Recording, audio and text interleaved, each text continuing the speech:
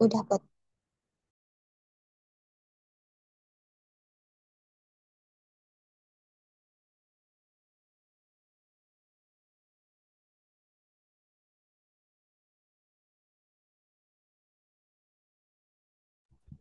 Baik, Assalamualaikum warahmatullahi wabarakatuh. Waalaikumsalam warahmatullahi wabarakatuh, Bu. Selamat pagi anak-anak semua. Apa kabar hari ini? Apakah semuanya dalam keadaan sehat? Pagi Bu, Sehat, Alhamdulillah Bu. Bu, Alhamdulillah sehat Bu. baik, Alhamdulillah. Nah, jadi hari ini kita akan mempelajari tentang kegiatan ekonomi. Tapi sebelum kita mempelajari tentang kegiatan ekonomi, alangkah baiknya kita berdoa terlebih dahulu.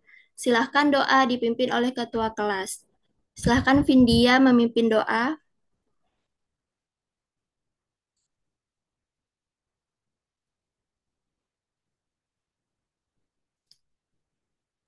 Baik, untuk memulai pembelajaran, berdoa mulai. Berdoa selesai. Ucapkan salam. Assalamualaikum warahmatullahi wabarakatuh. Baik, terima kasih Vindia. Nah, jadi setelah kita berdoa, Ibu akan mengambil absen kalian terlebih dahulu. Apakah hari ini ada yang sakit atau ada yang tanpa keterangan? Baik, Ibu akan ambil absen ya. Helen Darmagusnita,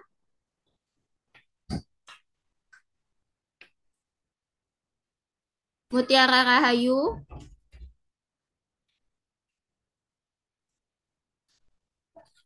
Mutia, apakah ada? Hadir Bu. Ananta Aprilia, Hadir Bu. Hadir, Bu. Firlana.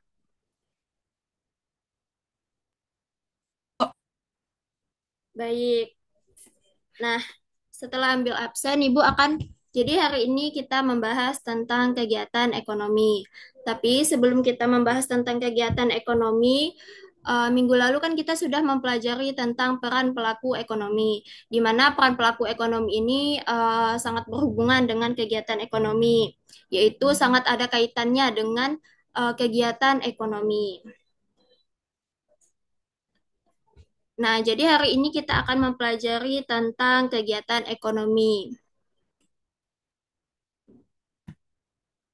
Nah, adapun tujuan pembelajaran kita hari ini yaitu menganalisis peran pelaku ekonomi di dalam kegiatan ekonomi secara kritis, bergotong royong, dan mengembangkan sikap bertakwa kepada Tuhan Yang Maha Esa. Nah, subbab materi yang akan Ibu jelaskan pada hari ini yaitu tentang produksi, distribusi, dan juga konsumsi. Nah, kita akan membahas tentang kegiatan ekonomi. Sebelumnya Ibu ingin bertanya nih kepada kalian, apa sih itu kegiatan ekonomi? Apakah ada yang bisa menjawab? Kalau tidak ada, langsung Ibu tunjuk ya.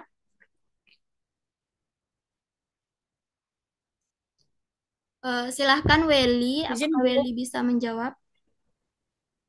Bisa Bu. Baik, silahkan Welly. Baik Bu. Nah, kegiatan ekonomi adalah semua aktivitas atau kegiatan yang dilakukan oleh manusia untuk memenuhi kebutuhan hidupnya Bu. Baik, betul sekali yang dikatakan oleh Welly. Jadi, kegiatan ekonomi ini adalah aktivitas yang dilakukan oleh manusia untuk memenuhi kebutuhan hidupnya, baik berupa barang maupun jasa. Nah, kegiatan ekonomi ini terbagi menjadi tiga nih. Apa aja sih kegiatan ekonomi ini yang terbagi menjadi tiga ini? Ayo, siapa yang mau menjawab?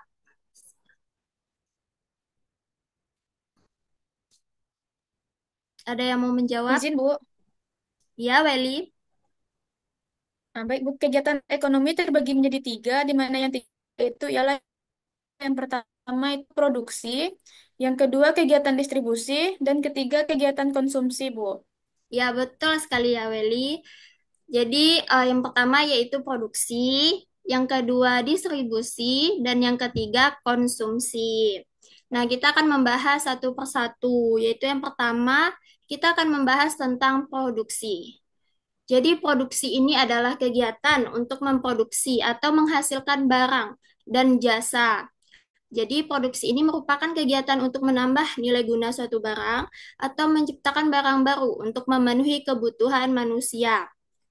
Nah, di sini Ibu mau tanya nih sama kalian, apa apa sih contoh dari kegiatan produksi ini? Izin Bu, Ya, Vindia. seperti kita berjualan pakaian Bu. Iya, betul sekali. Itu termasuk kegiatan produksi. Betul sekali apa yang dikatakan oleh Vindia. Nah, Ibu contohkan lagi di bidang pertanian. Nah, di bidang pertanian ini seperti petani menanam padi, lalu petani mengolah sawah, setelah itu petani itu memanen hasil panen. Jadi itu termasuk kegiatan produksi.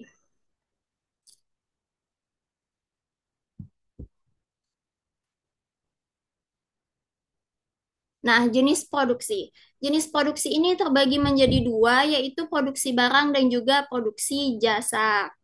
Yang pertama yaitu produksi barang, di mana merupakan kegiatan mengubah sifat maupun bentuk suatu benda. Produksi barang ini juga dibedakan menjadi barang modal dan barang konsumsi. Contohnya misalnya produksi roti, mebel, dan penjahit. Yang kedua ada produksi jasa, di mana produksi jasa ini merupakan kegiatan menambah nilai guna suatu barang tanpa mengubah bentuknya. Contohnya nih seperti jasa perawatan, kecantikan, jasa pengobatan, dan juga jasa pariwisata.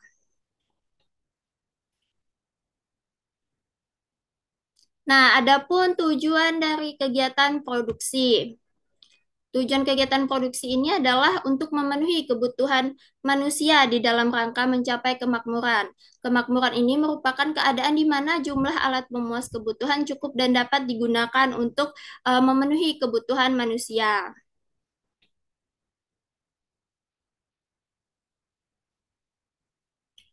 Nah, selanjutnya itu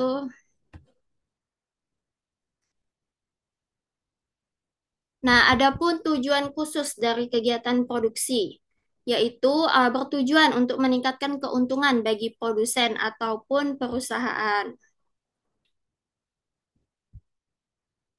Nah, faktor-faktor produksi. Faktor produksi ini adalah segala sesuatu yang diperlukan untuk memproduksi barang dan jasa. Nah, apa aja sih faktor produksi ini?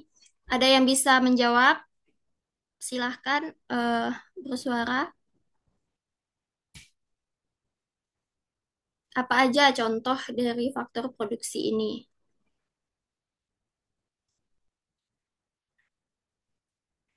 Ayo, siapa yang bisa menjawab?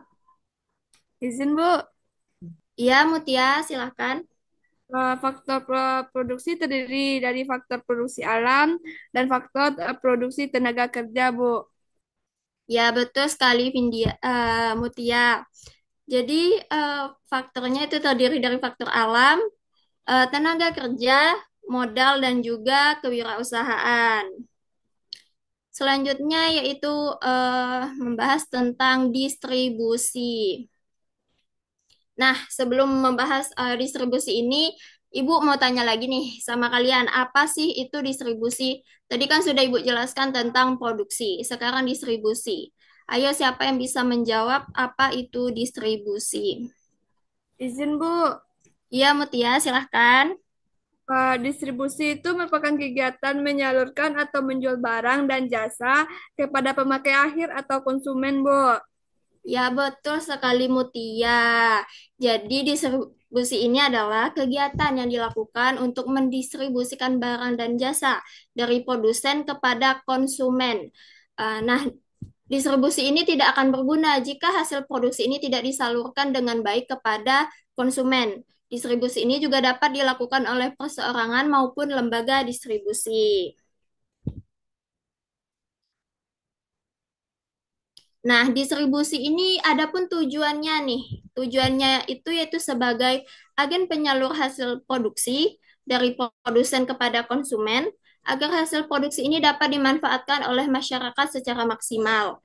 memenuhi kebutuhan barang dan jasa tertentu, dan menjaga keberlangsungan produksi perusahaan. Nah, berdasarkan cara penyalurannya, distribusi ini dibagi menjadi tiga. Apa aja nih distribusi yang penyalurannya ini? Siapa yang bisa menjawab? Ada tiga penyaluran yang dilakukan oleh distribusi.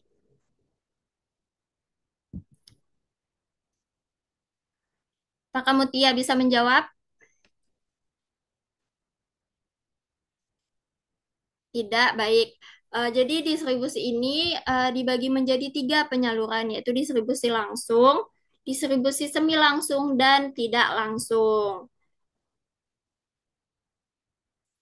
Yang pertama yaitu distribusi langsung, merupakan kegiatan distribusi yang dilakukan tanpa perantara antara produsen dan juga konsumen.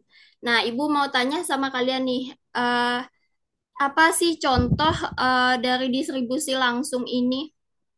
Siapa yang dapat memberikan contoh nih dari distribusi langsung ini?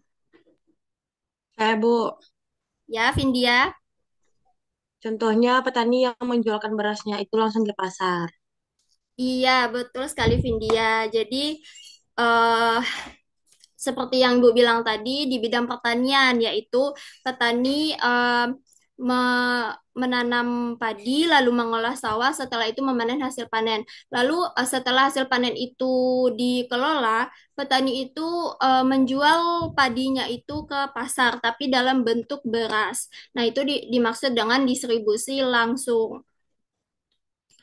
Selanjutnya yaitu membahas tentang distribusi eh, semi langsung. Jadi tadi sudah Ibu jelaskan tentang distribusi langsung. Sekarang distribusi semi langsung, yaitu merupakan kegiatan di mana produsen mendistribusikan barang dan jasanya kepada konsumen melalui perantara yang merupakan dari produsen. Contohnya itu seperti penerbit buku yang yang menjual bukunya itu kepada sales.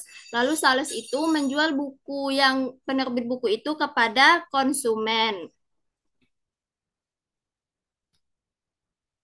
Selanjutnya yaitu distribusi tidak langsung.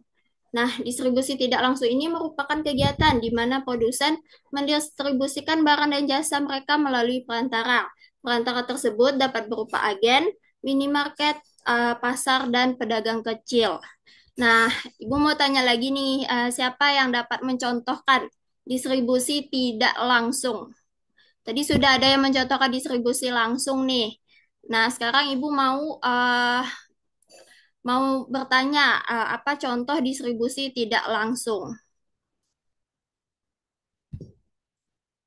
Siapa yang bisa menjawab? Tidak ada yang bisa menjawab? Saya, Bu. Ya, Vindia, silakan. Contohnya perusahaan air minum itu menjualkan minum itu kepada agen. Ya, betul sekali Vindia. Betul apa yang dikatakan oleh Vindia. Jadi dapat diberikan contoh lain, misalnya nelayan. Nelayan tuh menangkap hasil ikan, lalu mereka tuh hasil tangkapan mereka tuh dijual ke pedagang pasar ikan. Nah, itu tuh termasuk distribusi tidak langsung.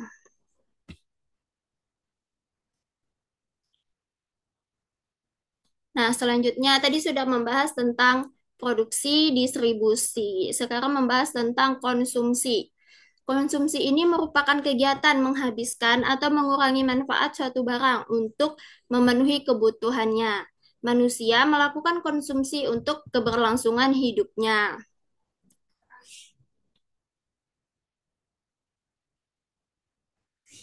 Nah, adapun tujuan dari kegiatan konsumsi ini, tujuan utama atau umumnya adalah kegiatan konsumsi ini bertujuan untuk memenuhi dan menjaga kelangsungan hidup manusia. Setelah tujuan umum atau utama tadi, adapun tujuan lainnya yaitu mengurangi manfaat suatu barang, menghabiskan manfaat suatu barang, menjaga status sosial di masyarakat dengan produk tersier, menjaga kesehatan tubuh dengan konsumsi vitamin dan gizi yang seimbang, memenuhi kebutuhan jasmani, memenuhi kebutuhan rohani, dan estetika atau keindahan.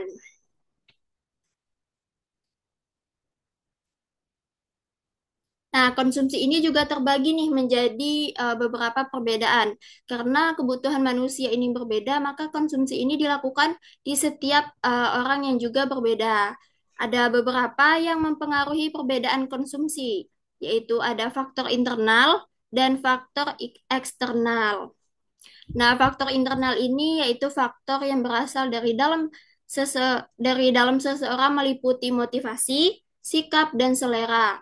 Yang kedua yaitu ada faktor eksternal, yaitu faktor yang berasal dari luar seseorang, yaitu meliputi pekerjaan, harga barang atau jasa, dan juga kebutuhan. Nah, setelah Ibu menjelaskan materi produksi, distribusi, dan juga konsumsi. Jadi, Ibu di sini akan memberikan kalian sebuah kasus, di mana kasus ini ada tiga kasus yang berkaitan dengan produksi, distribusi, dan juga konsumsi. Ibu akan mengirimkan kasus ini di WA, dan Ibu akan memberikan kalian waktu 2 menit. Nanti siapa yang Ibu tunjuk, silahkan mempresentasikan kasusnya.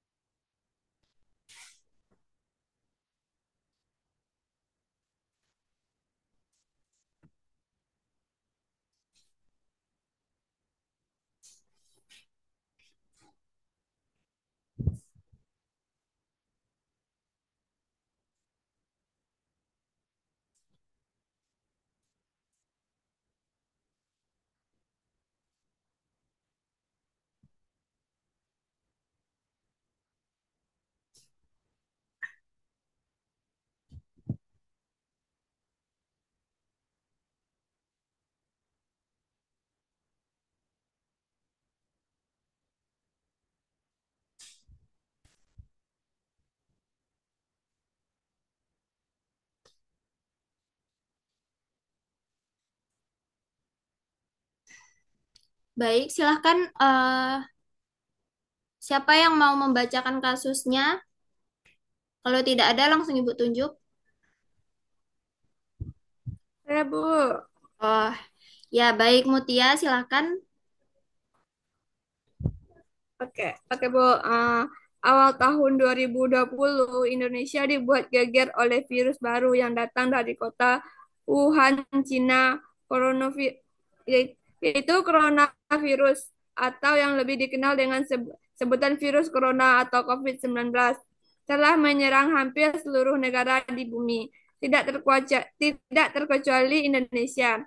Seperti yang kita ketahui pada kondisi tersebut, semua barang yang berkaitan dengan pandemi COVID-19 mengalami permintaan dan penawaran yang sangat tinggi, seperti alat penunjang kesehatan maupun obat-obatan yang berkaitan dengan COVID-19, dan tentunya harga dari barang tersebut juga mengalami kenaikan. Hal ini tentu membiarkan dampak positif bagi perekonomian, tetapi juga memiliki dampak negatif yang akhirnya mas- muncul yang akhirnya memunculkan masalah dari fenomena yang terjadi. Sebagai contoh, apabila jumlah penawaran semakin tinggi tetapi tidak diimbangi dengan sumber daya yang cukup, hanya akan menimbulkan kelangkaan. Selain itu juga muncul permasalahan yang baru, yaitu oknum yang tidak bertanggung jawab, yang memanfaatkan kondisi yang ada untuk mendapatkan keuntungan pribadi dengan melakukan penimbangan barang untuk menunggu terjadinya kelangkaan dan ketika permintaan semakin tinggi.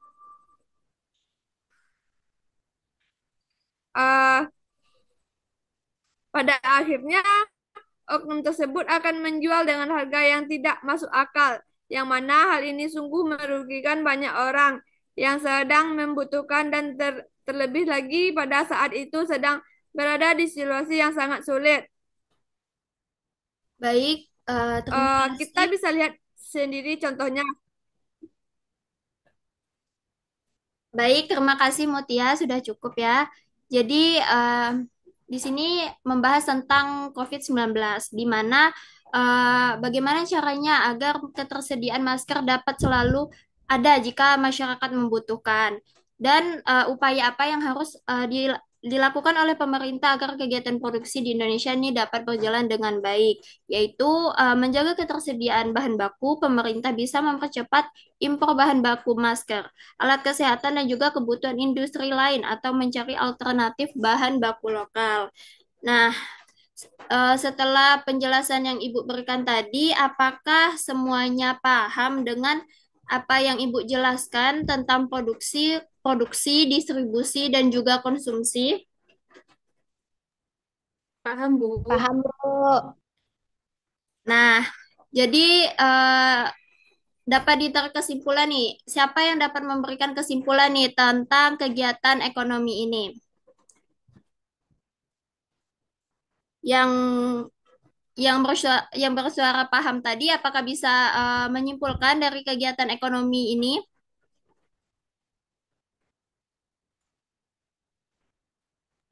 Bisa, Bu. Sakia, apakah bisa? Bisa, Bu. Baik, Sakia, silahkan. Jadi ada 3 proses ekonomi ini, Bu.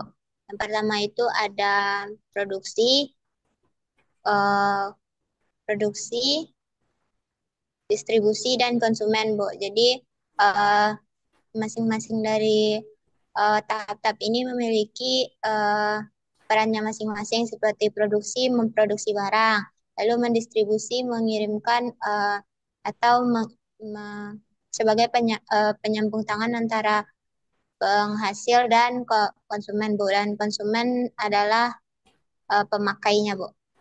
Baik, sudah sangat jelas ya yang Sakia simpulkan. Nah, jadi terima kasih Sakia sudah menyimpulkan. Jadi kegiatan ekonomi adalah aktivitas untuk memenuhi kebutuhan manusia yang meliputi kegiatan produksi, distribusi, dan juga konsumsi. Baik, sekian materi hari ini. Semoga kalian kalian paham dengan apa yang Ibu sampaikan. Jangan lupa belajar di rumah dan kerjakan tugasnya di rumah. Dan terima kasih bagi yang sudah aktif. Semoga lebih ditingkatkan lagi ke depannya. Nah, sampai jumpa minggu depan. Assalamualaikum warahmatullahi wabarakatuh.